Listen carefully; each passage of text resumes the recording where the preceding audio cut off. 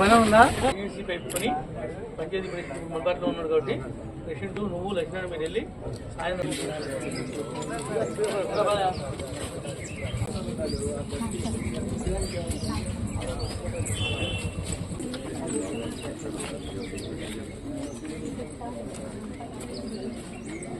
ఏం ఆపరేషన్ ఏంటి ప్రాబ్లం అట్లా సెట్ అవలేదు సార్. బాత్రూమ్ పేపర్ అది కలిపి స్టాప్ పేరు కొట్టేసారు. బాత్రూమ్కి వెళ్తలేదండి. ప్రమాదం అయితే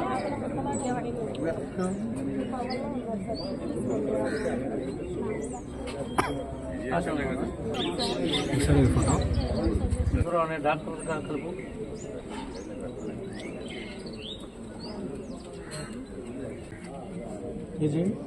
సత్య ఫోన్ వచ్చి డీమిట్ మరి వీళ్ళకి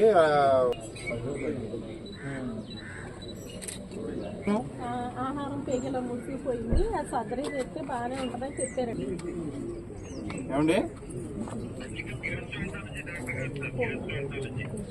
ఒకసారి లైన్ లో ఉండి ఎమ్మెల్యే గారు మాట్లాడతారు.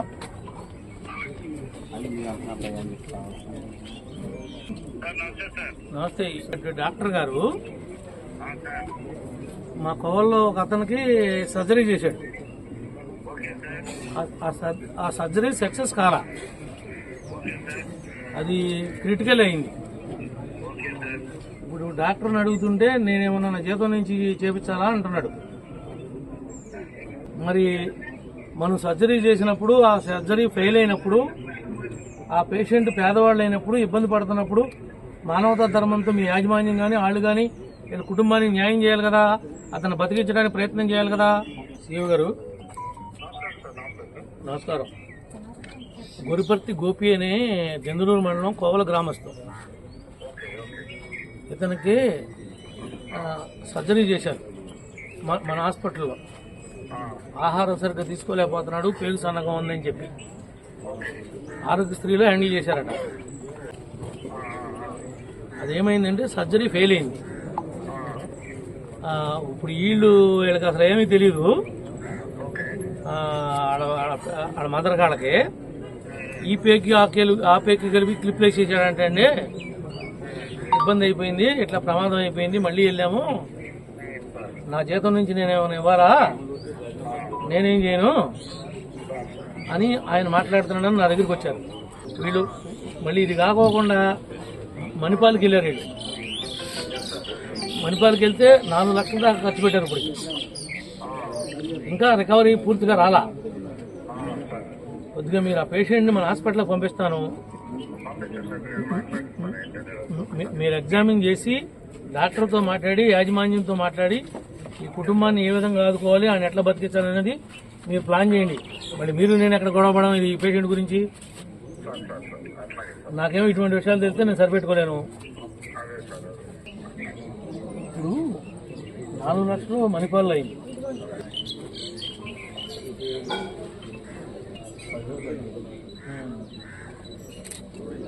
ఎంతో సగం డబ్బులు తెస్తాను అనుకున్నాను, అవకాశం ఉందనుకుంటున్నా. దానికన్నా ముందు ఇప్పుడు మళ్ళీ సర్జరీ పడుతుందా? ఓపెన్ సర్జరీ చేసి ఈ పేరు మళ్ళీ లోపల పెట్టాలండి సార్. ఇప్పుడు ఇక్కడ నుంచి ఇక్కడ దాకా అర్థం ఏమవుతుందమ్మా, చిన్న వయసే కానీ ఏం కాదు, కానీ ప్రాణాపాయం తెలియదు. కానీ మీరు చెప్పిన దాని ప్రకారం మీరు రామకృష్ణ ఫోన్ చేయి, యూత్ రామకృష్ణ ఫోన్ చేసి నేను వెంట పెట్టుకుని సీఓని కలవను. ఇప్పుడు అతని నుంచి పంపిస్తాను. మీరు ఊళ్ళోకి వెళ్ళి రామకృష్ణ తీసుకుని మీరు వెళ్ళి వాళ్ళతో మాట్లాడండి, ఏదో ఒకటి వాళ్ళు చేస్తారు. మిగిలిన ఏమన్నా ఉంటే చంద్రబాబు గారి నాయుడికి నేను ఎంతో కొంత డబ్బులు మీరు పెట్టిన ఖర్చు చూపిస్తాను. ఏమైందమ్మా అసలు?